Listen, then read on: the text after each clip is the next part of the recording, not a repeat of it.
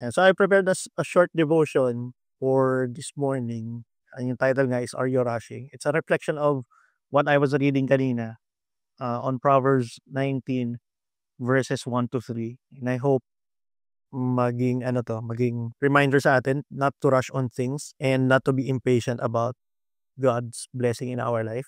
Proverbs 19 verses 1 to 3. Better is a poor man who walks in his integrity than he who is perverse in speech and is a fool. Also, it is not good for a person to be without knowledge, and he who hurries his footsteps errs. The foolishness of man ruins his way, and his heart rages against the Lord. I-dissect natin isa-isa per verse. And sa verse 1, sabi, better is a poor man who walks in his integrity, di ba? Than he who is perverse in speech and is a fool. If mapapansin nyo in today's world, maraming influencers, maraming mga parang motivational speakers at mga leading figures, not just online, pero sa new media ngayon, kundi sa traditional media din. Marami yung nag-glorify ng yung pagiging rich, pagiging wealthy. Parang gino-glorify nila lagi na dapat lagi kang productive, na dapat lagi kang nagtatrabaho. From the time that you wake up until the time that you fall into sleep, di ba? Dapat lagi kang productive and so on. Kaya in recent years, ang taas ng explosion ng mga taong naniniwala at sumasali dun sa hustle culture. Kasi ito yung loudest voice there is eh. Ito yung pinaka malakas na messaging right now. And there's practicality to it, but you have to understand and reflect on bakit ka ba nagwo-work? Is it because you're working for the sake of work and you feel guilty because you're not doing things kapag may downtime ka, kapag nagre-rest ka? Or is it something na needed? Yung mga tao na to, they look at poverty and poor people as the lowest of the low. Asta nila is sila yung high, sila yung mataas yung status at yung mga tao na poor, sila yung lowest of the low. Meron pa nga ako narinig one time na nagsabi siya na because we're living in the most abundant time in human history, we don't have any reason to live in poverty. Kung iisipin mo, marami namang dahilan bakit ang tao nabubuhay sa poverty. And sometimes it's not just because tamad sila or what. Sometimes it's because of yung privileges din, wala sila. Or kulang sila sa education. Parang marami naman silang ginagawa pero walang napupuntahan. That's why there are a lot of people today who are pressured because, parang yung message niya today is ang dami pang hindi nakakamit ng goals nila. They still haven't proven themselves and they tend to compare themselves to the curated lives of other people. So they feel pressured, diba? They feel like may kulang sa kanila, yung self-worth nila is being affected because of this. Now, there's nothing wrong with being rich as long as it doesn't become your idol. Yung hindi naman masama na maging rich. Diba? Because God even blesses people. For example, He blessed Abraham, He blessed Job. And maraming examples sa Bible yung binless niya hindi lang spiritually but also materially. So I don't think that there is an issue with becoming rich. But it's a matter of priority. When it becomes the priority in our life, we tend to make foolish decisions. And as the verse says, a poor person who walks in his integrity is better. So, alamin natin, ano ba yung characteristics ng mga poor person? Based dun sa chapter na to, sa chapter 19 ng Proverbs, ano ba yung characteristics? Ano ba yung meron sa poor person? At bakit sila better than foolish people? Sa verse 7 sabi doon, yung mga poor person are hated by his brother, despised by his friends. Pero sa verse 17 sinabi, they could bring blessing to others. Kapag tinulungan mo daw yung poor person, si Lord daw ang magbabalik sa iyo ng blessing na yon. And sabi naman sa verse 22, a poor person is better than a liar. Kung hindi maganda yung lumalabas sa bibig mo, it's better to be poor than to be parang opinionated nga. And Solomon is saying that there's something worse than being poor, which is being a fool and perverse at the same time in speech. Kasi ano ba yung characteristics ng mga fool? Ito yun, yung sa verse 13, yung fool causes ruins in his father. Nasisira yung pamilya, nasisira yung mga tao sa paligid mo because of the perverse words that comes from your mouth. Yung mga masasamang sinasabi mo, naapektuhan yung mga tao sa paligid mo. Also, a foolish person is not fitting for luxury sa verse 10. Also, sa verse 9, yung foolish person daw bears false witness and breeds out lies. And at the same time, yung connected verse dito is yung Proverbs 18:6. Yung foolish person, yung perverse person, they provoke others to wrath. Yung kapag hindi ko alam kung nakaranas na kayo ng gano'n, pero ang daming sinasabi sa inyo, tapos nakakainis, 'di ba? Ah, yung ang tendency mainis ka o mainis yung mga tao sa paligid mo kasi ang daming sinasabi. Pero either wala namang katotohanan o walang basis yung sinasabi niya. So, it's better daw to be poor than to be a perverse person. Now going to verse 2, also it is not good for a person to be without knowledge.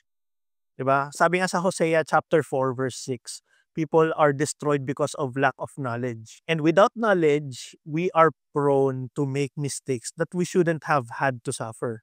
Yun bang kapag hindi mo alam yung isang bagay or hindi mo sinisik yung knowledge about about a thing, ang tendency may risk na magkaroon ka ng mali, magkaroon ka ng kamalian, you make decisions because you lack information, you lack knowledge. On the other hand naman, 'di ba? Sa kabaligtaran nito, gaining knowledge is good. It will bring you a lot of benefits. For example, yung knowledge at work, 'di ba? Knowledge at work would get you opportunities. It would open doors for you kasi may mga alam ka na konti lang yung nakakaalam o meron kang mga skills na konti lang yung kayang makagawa. Knowledge in handling money lets you live a good life, 'di ba? A comfortable, good life. No knowledge in how to handle money, pwede kang malubog sa debt, pwede kang malubog sa utang, pwede kang magkaroon ng mga maling financial decisions and mahirap makalabas do'n. Another example, yung knowledge in relationships, 'di ba? Ina-allow tayo ng kapag meron tayong alam on how a good relationship is, ano ba yung foundation ng magagandang relationship, it allows us to fix our misunderstandings and also it strengthens our relationship with other people. Maraming nagagawa sa atin yung knowledge, and gaining knowledge is good because hindi nga, sabi nga ni Solomon, hindi maganda na wala tayong alam. And he who hurries his footsteps errs. Yung mga nagmamadali daw sa pagtahak nila sa path nila ay sila yung mga madalas magkamali. So rushing things lead to many mistakes. I'll give you some examples. Yung merong statistics about lotto winners kung saan an average of 2 years or so after they won the lotto, they are back on where they started o kaya naman they are worse than before silang manalo. So either in 2 years naubos nila lahat ng napanalunan nila o kaya naman worse, nagkaroon pa sila ng mas maraming utang because they didn't have the knowledge to manage yung mga bagay na bigla na lang nagkaroon sa kanila. Bigla na lang silang nagkaroon kasi nga they rushed into that kind of state. So they didn't have the knowledge nor the character to sustain that. Yung rushing success naman can lead to abrupt failure because of lack of character. So ang daming mga tao yung umaakyat na naakyat nila yung tuktok ng field nila, but because they fail to build character along the way, because yung priority nila is to rush, and yung priority nila is not putting God at the center of their life, not making God the first thing in their life and all others second. Nagkakaroon ng abrupt failure, and because of that, sayang yung mga napaghirapan nila. Third example is, alam niyo ba yung number one reason bakit yung mga businesses nagfe-fail? Or at least yung mga startups yung mga startups mabilis sila mag-fail, not because walang market need, hindi because kulang sila sa marketing. The number one reason they fail is because they want to grow fast without getting their foundation right. So hindi pa ayos yung systems nila, gusto nila mag-expand na sa ibang lugar, gusto nila mag-expand na sa ibang bansa, gano'n. So there's this case study on Starbucks na from 1976 to early 1990s. They grew a lot. They grew a lot, no? But nung by mid 1990s to early 2000s, they wanted to expand ng mabilis. So nag-open sila ng maraming stores sa iba't ibang continent even without preparing for it. Akala nila okay na nakilala yung brand nila or sapat yung marketing nila, sapat yung production nila, gano'n, sapat yung back-end nila. But they found out na hindi pala. Kasi nung nag-open sila, for example, in Australia, ang bilis nila mag-open ng stores. Parang in a span of 1 year, they opened 30 plus stores. Pero ngayon sa buong Australia, I believe na isa na lang yung Starbucks kasi natalo sila ng mga maliliit na coffee shops doon sa lugar, doon sa country. So ayun, sometimes yun nga, yung number one reason why we fail or why we become disappointed in our progress is because we want to progress faster and we rush ourselves to the goal, di ba? On the contrary, yung isang example na naisip ko na mabagal mag-grow is kapag yung puno, itinanim mo siya na mag-isa siya.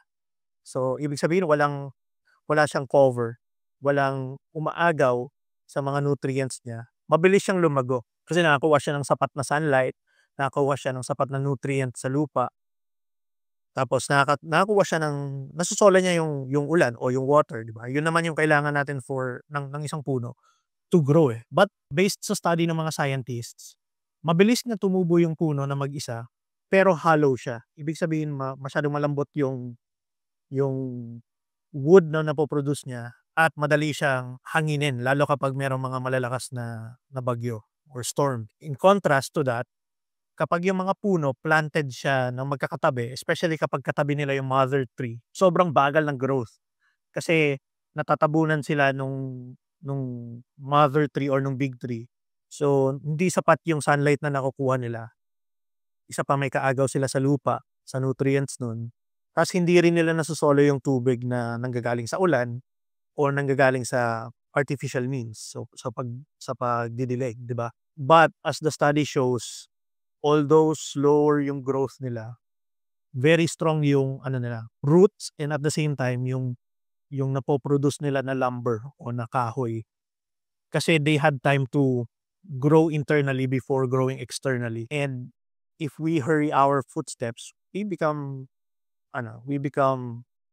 prone to errors. Now more than ever, sobrang important nung patience in life. Kasi 'di ba, yun nga maraming nag-over glorify ng quick success, 'di ba? Marami tayong nakikita na how to earn 6 digits in 1 minute, gano'n. Mga gano'n, 'di ba? How to grow your business in X number of days. So, ang daming mga ganyang messaging sa mundo and sobrang importante ng patience ngayon because you need to have a balance of patience and speed in life. Now, there's a difference pala between rushing and speed. So, rushing, ito yung kapag ginagawa mo yung mga bagay just to get things done. And most of the time, kapag ganito yung mindset, nasa-sacrifice yung thoughtfulness o nasa-sacrifice yung intentionality, kumbaga.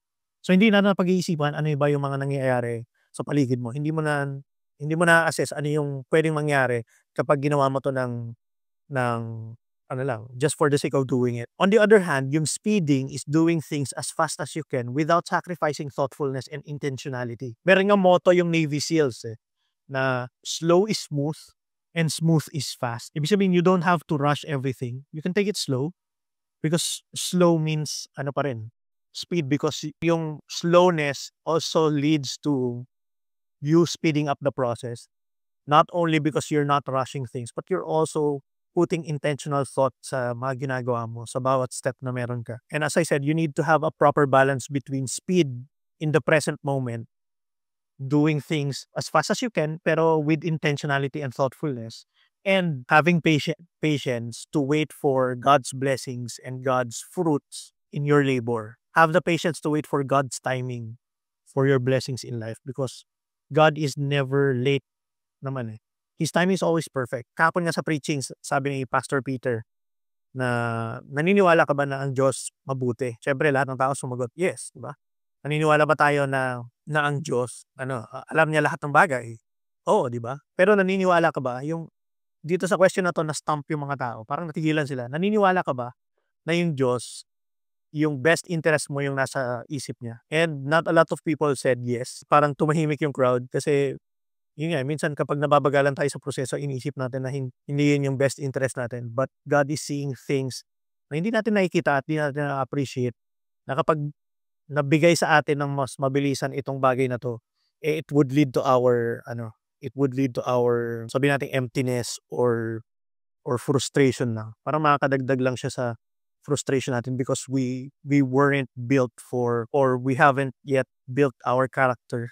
Di pa tayo na-test enough number of times if we can handle those kinds of blessings. And verse 3, the foolishness of man ruins his way, and his heart rages against the Lord. Na-experience niyo na ba 'to? Yung 'pag nagkaroon kayo ng problema because of your choices and decisions in life, parang iisipin mo, "Lord, bakit ako? Bakit gano'n? Ba't sa'kin nangyayari 'to?"